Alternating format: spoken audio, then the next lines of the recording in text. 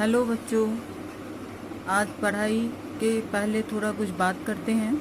आप जानते हैं कि हमारा देश और राज्य कोरोना जैसे महामारी से गुजर रहा है और इसका इलाज भी अभी ठीक ढंग से नहीं हो पा रहा है। तो इससे बचने के लिए आपको मैं कुछ कहने जा रही हूँ। वैसे आप जानते हैं ये सारी बातें, फिर भी मैं कह रही हूँ कि मास्क का प्रयोग ज़रूर करें, क्योंकि मास्क आपको कई बीमारियों से बचाता है। कोरोना से तो बचाएगा ही, और भी सांस की जो भी बीमारियां होती हैं तो उससे भी वह बचाता है। इसलिए मास्क का ज़रूर उपयोग करें। स्कूल खुलने पर आप जब भी आएँ तो मास्क लगा कर आएँ और कुछ कुछ अंतराल पर हाथ धोते रहें। भीड़ भाड़ वाले जगह पर न जाएं और न भीड़ भाड़ खुद लगाएं। तो उम्मीद है आप ज़रूर इन बातों को ध्यान रखेंगे। मैं बार बार कह रही हूँ फिर से कि मास्क ज़रूर इस्तेमाल करें ताकि आप सुरक्षित रहें। और हम लोग ये दोहराएं, मास्क हम लगाएंगे, कोरोना को दूर भगाएंगे। आप मेरे साथ ज़रूर बोलिए, मास्क हम लगाएंगे, कोरोना को दूर भगाएंगे। तो चलिए बच्चों, अब हम संस्कृत कक्षा 8 अमृता के द्वितीय पाठ संघे शक्ति का प्रश्नोत्तर करते हैं। तो इस पाठ में हम देखते हैं कि दो तरह के प्रश्न आपको आते हैं, लिखित और मौखिक। पहला मौखिक होता है और दूसरा लिखित। मौखिक प्रश्न को बोलकर उत्तर देना होता है और लिखित प्रश्न को लिखकर। तो मौखिक प्रश्न में शब्दों के उच्चारण करना है। पहला प्रश्न है, निम्नलिखितानां शब्दानां उच्चारणं कुरुत। ये शब्द दिए गए हैं, उसका उच्चारण करना है।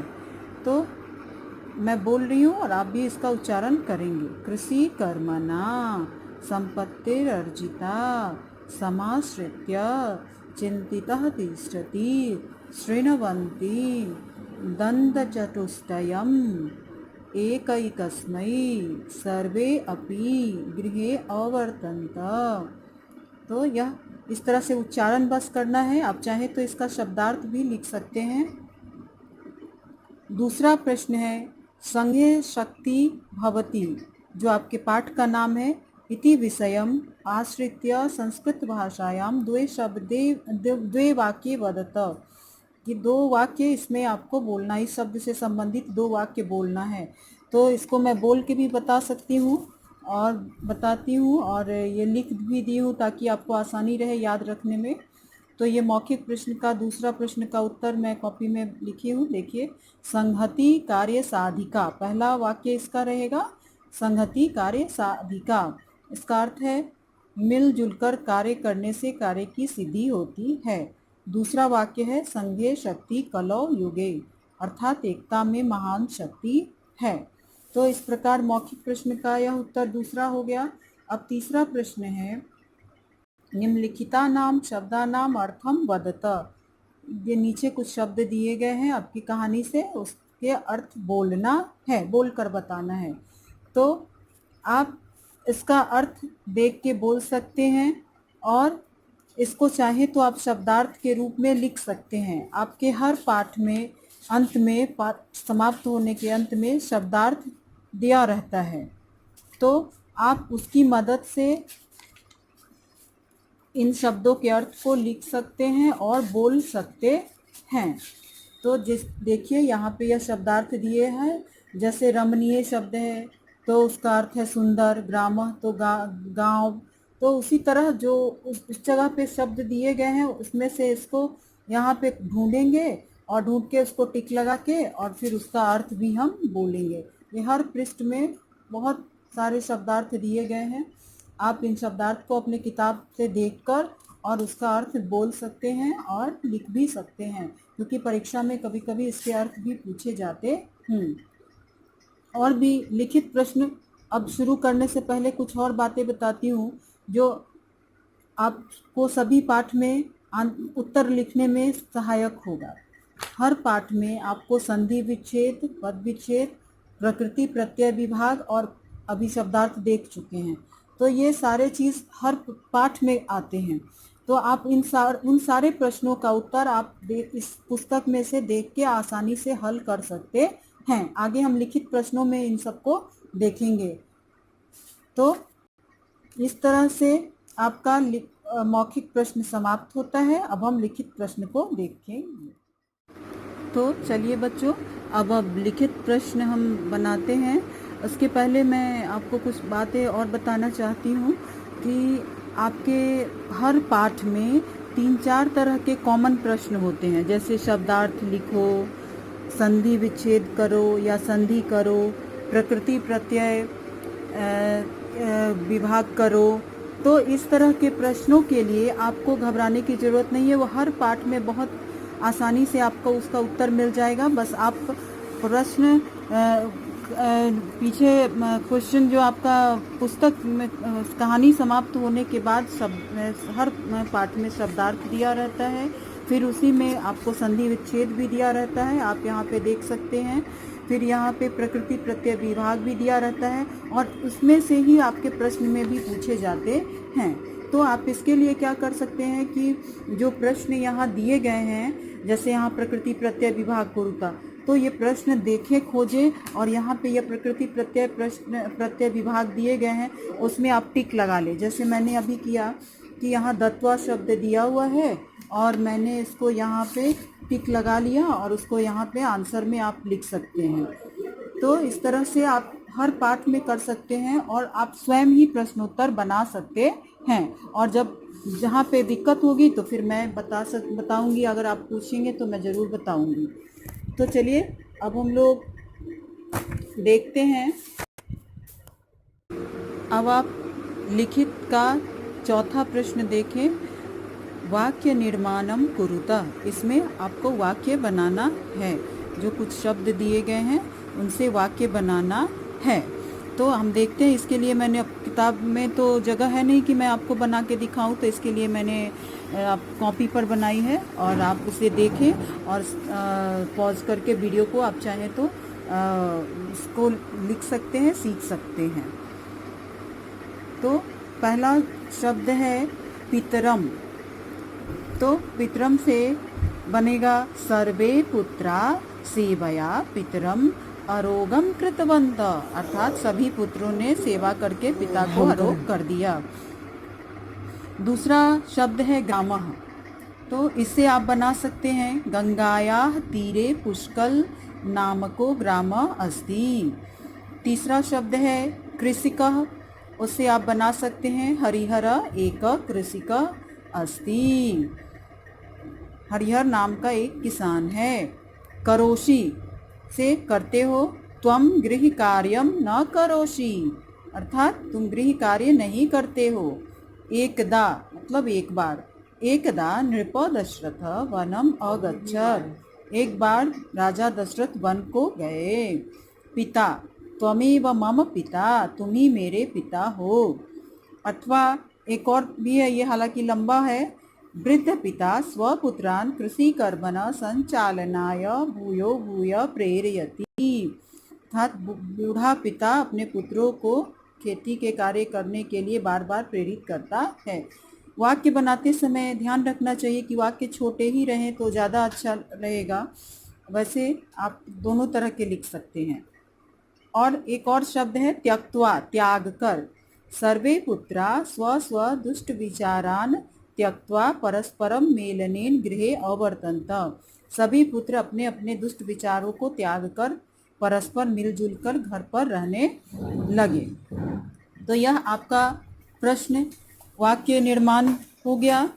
और अब हम आगे देखते हैं संधि विच्छेदम कुरुता।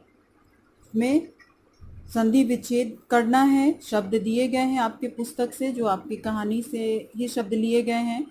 तो वैसे मैंने संधि विच्छेद कर दिया है, लेकिन मैं आपको भी बताई थी कि आपके पुस्तक में हर पाठ के अंत में शब्दार्थ संधि विच्छेद दिया रहता है, तो आप उससे मदद लेके भी बना सकते हैं। तो आप देखें यह प्रश्न।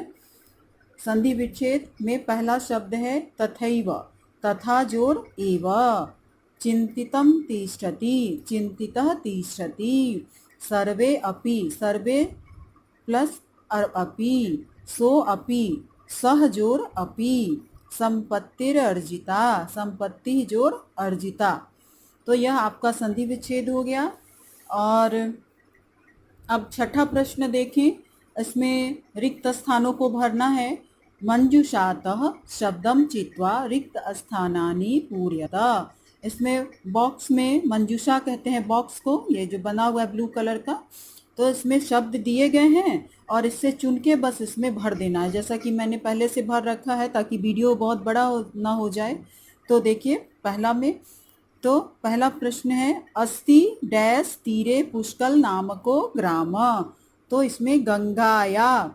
तो आप ऐसा भी कर सकते हैं, प्रश्न बनाने से पहले जो ये क ख ग संख्या है उसको उत्तर के ऊपर लिख देंगे तो उससे भरने में आपको आसानी होगा, जैसे मैंने किया यहाँ पे। तो उस तरह से आप भी लिख सकते हैं।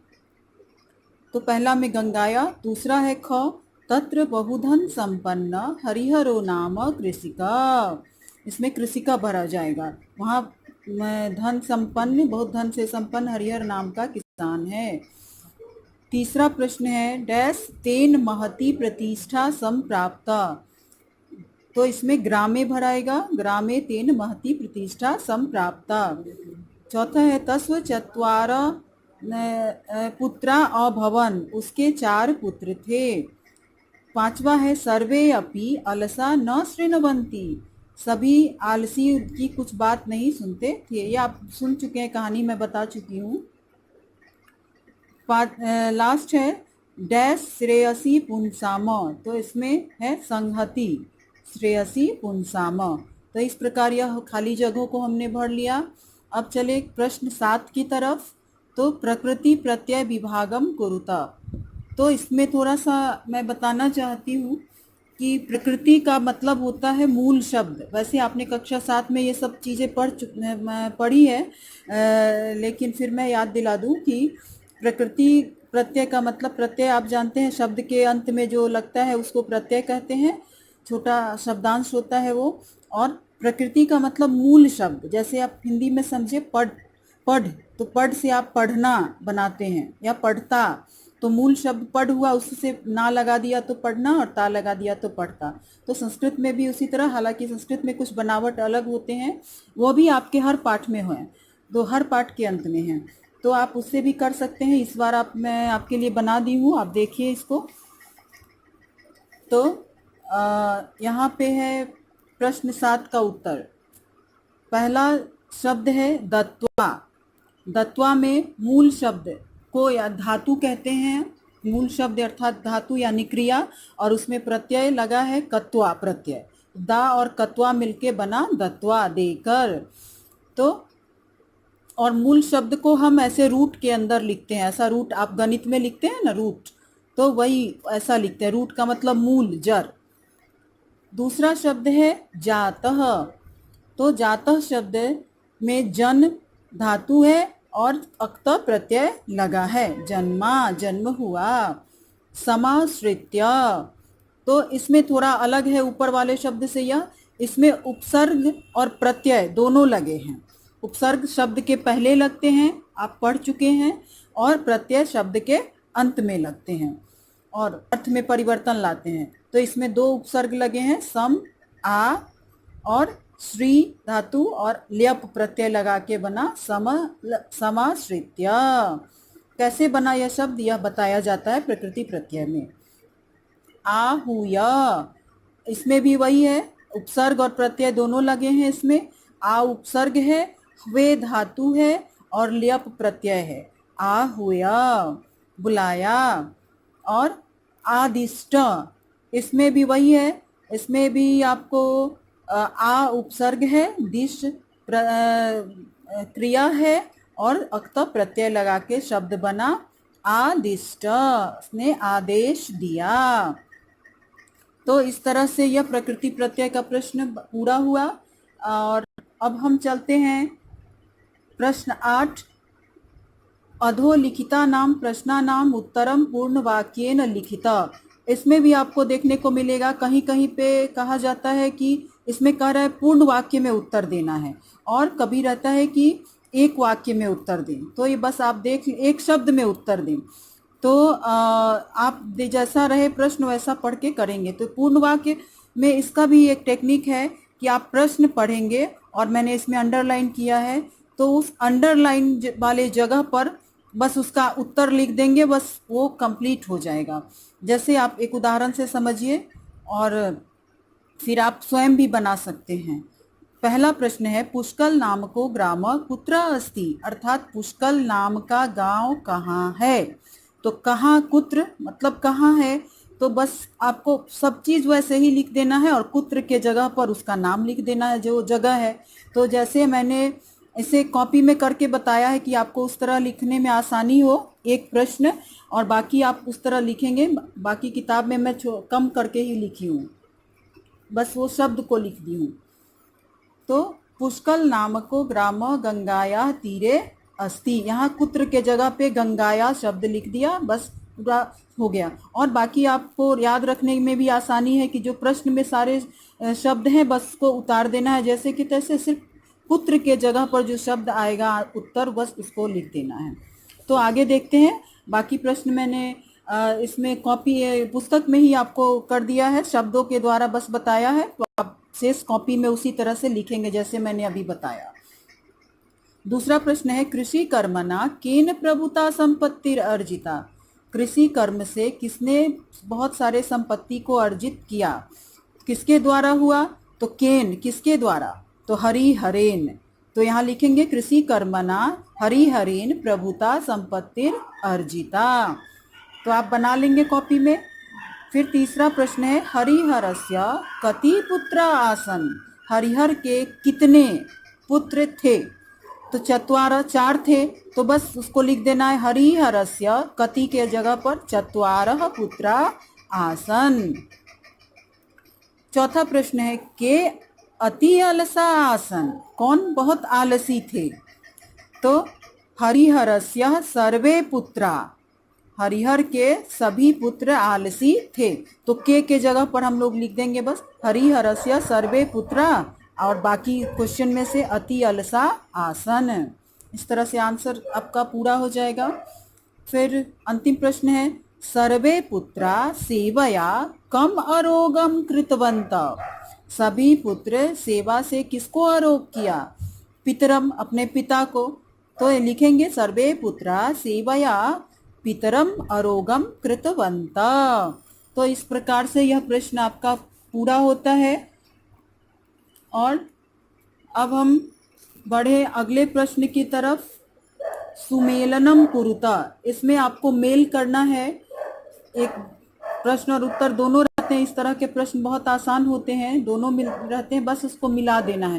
तो उसका तरीका मैंने आपको यहाँ बताया। देखिए इस तरफ क ख ग घ अंग च दिया है और इधर 1 2 3 4 5 6। तो इसका जिसका जो उत्तर है वो उसके सामने क का उत्तर जैसे 6, क में है दत्वा और उसका दा जोड़ कत्वा, यहाँ पे प्रकृति प्रत्यय बताया गया, तो उस तरह से कर दिया। फिर ग्रस्त, तो उस तरह से इसका उत्तर है गम ग्रस जोर अक्त। फिर उसी तरह त्रोटइतुम का त्रुट जोर नीच जोर तुमुन, 5वां आंसर यहाँ पे लिख चुके हैं। फिर घ में है भंगतुम, तो उसका यहाँ 3 होगा आंसर, तो आप भंग भंज जोर तुमुन। फिर उसी तरह मिलित्वा अंगा का, तो अंगा का 4 है, मिल जोर कत्वा। उसी तरह च का है आदिष्ट, तो 4 का फिर हो जाएगा आपको आदिष्ट च है, च का आंसर है 2 आदिश अत्ता।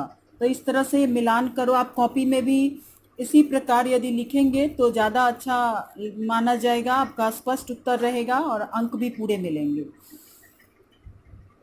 10वां प्रश्न है, उदाहरणानुसारम अव्यय पदानि चिनुत, यानी उदाहरण के जो दिए गए हैं यहाँ पे बहुत सारे ये प्रश्न हैं, तो इसमें से आपको अव्यय शब्द चुनना है।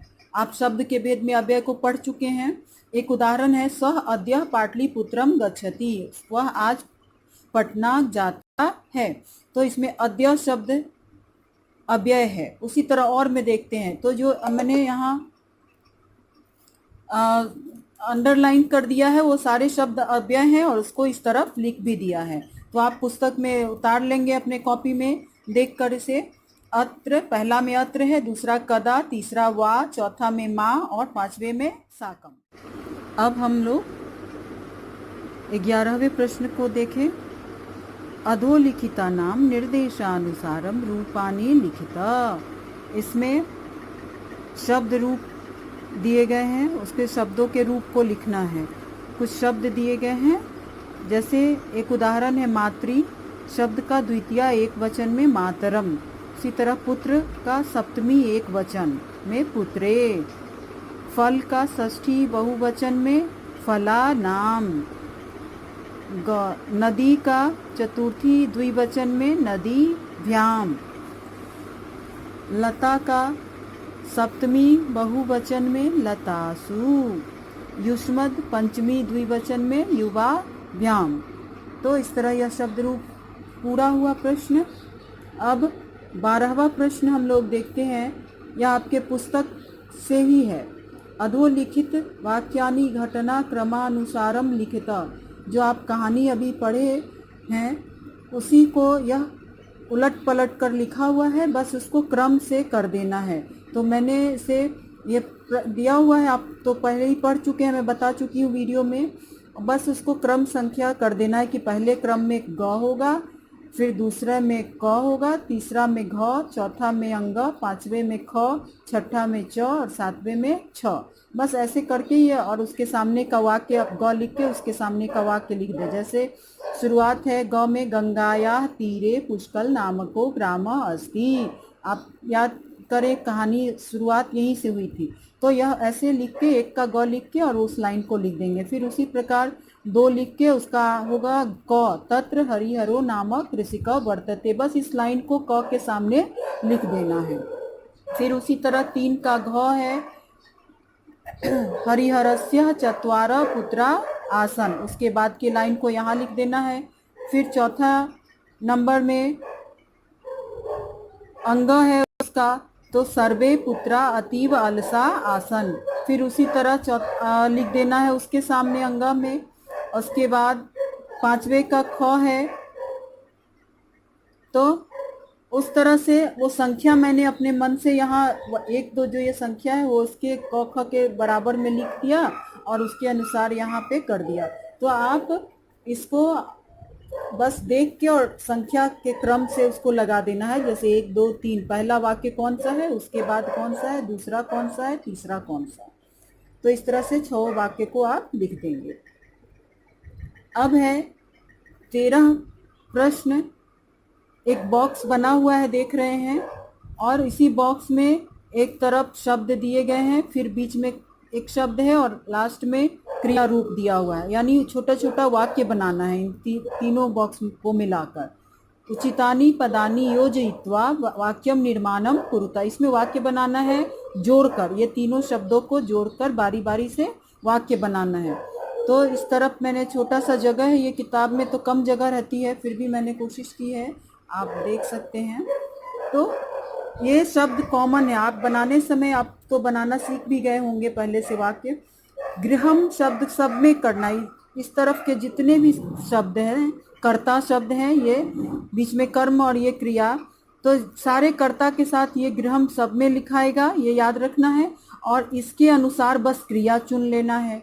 तो पहला उदाहरण से आप समझ जाएंगे। जैसे देखिए, सह गृहम और सह के साथ क्रिया क्या लगेगी, गच्छति। तो यहाँ पे गच्छति आप देखेंगे, यहाँ पे उसके सामने मैंने संख्या भी इसीलिए लिख दिया ताकि आसानी हो, किसके साथ कौन क्रिया लगेगी उसकी संख्या मैंने इसके लिख दिया। इसको 1 2 3 4 5 6 7 ऐसे माना हमने, ये 7 है। और 1 2 3 4 5 6 7 8 हैं, और ये 8 के साथ मैंने यहाँ पे क्रिया 8 लिख दिया, 8 का नंबर दे दिया है, और इसी को फिर मिला के भी लिखा है। तो आप देख के खुद से भी बना सकते हैं। जैसे त्वम गृहम गच्छसि, त्वम गृहम गच्छसि, इसके साथ गच्छसि क्रिया। अहम गृहम गच्छामि, तो यहाँ गच्छामि है, देख रहे हैं। फिर तीसरा है, चौथा है ते गृहम गच्छन्ति, यहाँ पे उसी तरह वयम गृहम गच्छाम, यहाँ पे गच्छाम है। फिर उसी तरह यूयम गृहम गच्छत, यहाँ गच्छत दिया हुआ है। तौ गृहम गच्छत, यहाँ ऊपर गच्छत दिया हुआ है। उसी तरह आवाम गृहम गच्छाव, तो इस तरह से यह यहाँ गच्छाव दिया है। और इस तरह से यह आपका प्रश्नोत्तर इस पाठ का समाप्त होता है। उम्मीद है आप प्रश्नोत्तर को समझ पाए होंगे। यदि कहीं कठिनाई महसूस हो तो आप मुझे कमेंट करके पूछ सकते हैं। और इसी तरह से मैं कहना चाहती हूँ कि हर पाठ के प्रश्नोत्तर में इसी टेक्निक को अपनाकर आप स्वयं भी सभी प्रश्नों के उत्तर बना सकते हैं। और एक बार फिर से मैं कहना चाह रही हूँ कि लॉकडाउन कब तक चलेगा कुछ कहा नहीं जा सकता है। तो आप इस बीच में, अब तो किताबें भी आ गई हैं बाज़ार में, तो आप ज़रूर से ख़रीदें और किताब पढ़ने की आदत डालें, तो आप विषय को ज़्यादा समझ पाएंगे। और इसी उम्मीद के साथ कि ये वीडियो आपको पसंद आया होगा, तो आप इसी तरह वीडियो को पसंद करें, लाइक करें और अपने सुझाव दें।